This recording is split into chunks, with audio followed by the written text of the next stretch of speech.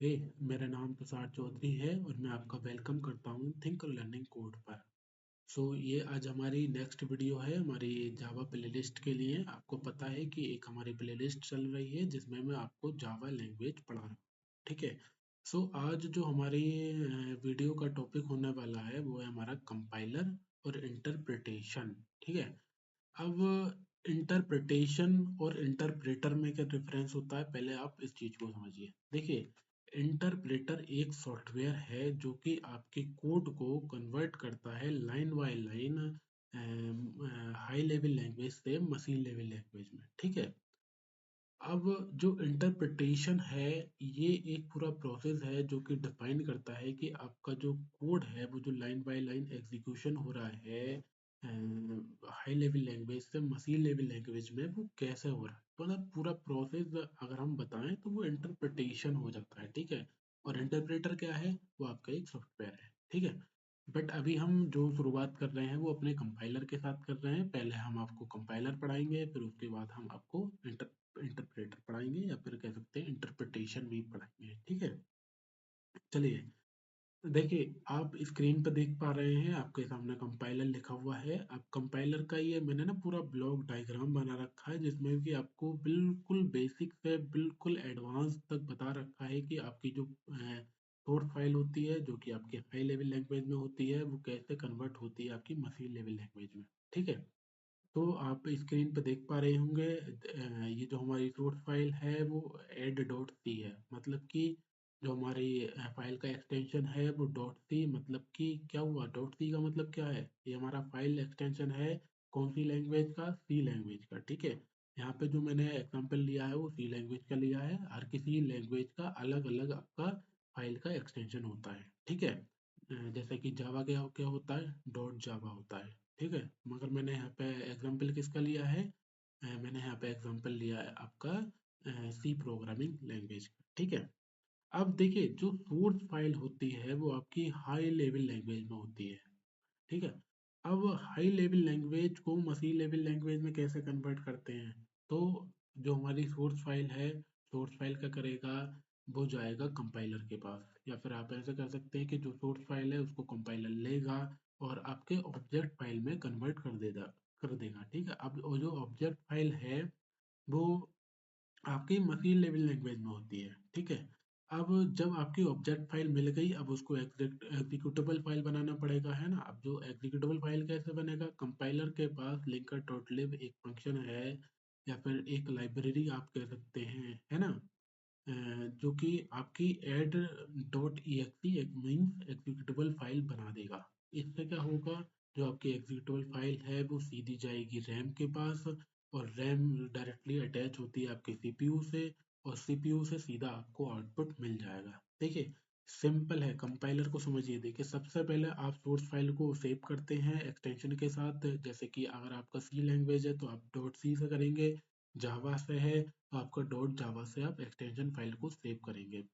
Compiler आएगा, source file लेगा, उसको कन्वर्ट करेगा आपके ऑब्जेक्ट फाइल में जो कि आपकी मशीन लेवल लैंग्वेज में होती है। लिंकर डॉट लिब की हेल्प से आप एग्जीक्यूटेबल फाइल बना पाते हैं। एग्जीक्यूटेबल फाइल सीधी चली जाती है रैम में। रैम डायरेक्टली अटैच होता है आपके सीपीयू प्रोसेस से, डायरेक्टली नहीं होता बट अभी आप डायरेक्टली ही समझिए। ठीक है। क्योंकि उसके बीच में एक दो चीजें मतलब कुछ और चीजें भी होती हैं उससे कनेक्ट। ठीक है। और जो आपका सीपीयू प्रोसेस है वो आपको आउटपुट दे देता है। ठीक है। तो इजी है, सिंपल है, देख लीजिए एक बार। मैं आपको और बता देता हूँ। आपने फाइल एक्सटेंशन सेव करा जो कि आपका हाई लेवल लैंग्वेज में है, कंपाइलर आया, उसने आपको ऑब्जेक्ट फाइल बनाया जो कि मशीन लेवल लैंग्वेज में होता है। लिंकर डॉट लिब की हेल्प से आपने एग्जीक्यूटेबल फाइल बना दी। लिंकर डॉट लिब कंपाइलर के अंदर इनबिल्ट होता है। ठीक है। उसके बाद जो आपकी एग्जीक्यूटेबल फाइल है वो रैम के पास गई, रैम रैम ने किसको दे दी, सीपीयू को दे दी, सीपीयू से आपका आउटपुट आ गया। तो ये जो प्रोसेस है ये होता है हमारा कंपाइलेशन का, है ना।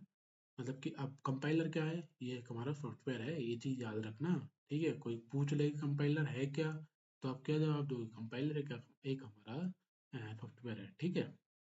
अब देखिए, अब जो हमारा नेक्स्ट टॉपिक है वो है इंटरप्रिटेशन और इंटरप्रेटर। आप समझ गए थे पहले भी कि इंटरप्रिटेशन क्या है, एक पूरा प्रोसेस है कैसे हम अपने लाइन बाय लाइन को एग्जीक्यूट करते हैं। और जो हमारा इंटरप्रेटर है वो एक हमारा सॉफ्टवेयर है जो कि एग्जीक्यूट कराता है लाइन बाय लाइन को हाई लेवल लैंग्वेज से मशीन लेवल लैंग्वेज में। ठीक है। अब इसका डायग्राम समझिए कि कैसे इंटरप्रेटर आपकी एड डॉट सी फाइल जो कि सोर्स फाइल है उसको कैसे प्रोसेसर को देता है, लाइन बाय लाइन एग्जीक्यूशन कैसे होता है। ठीक है। देखिए आपकी सोर्स फाइल है किसमें है, डॉट एड डॉट सी।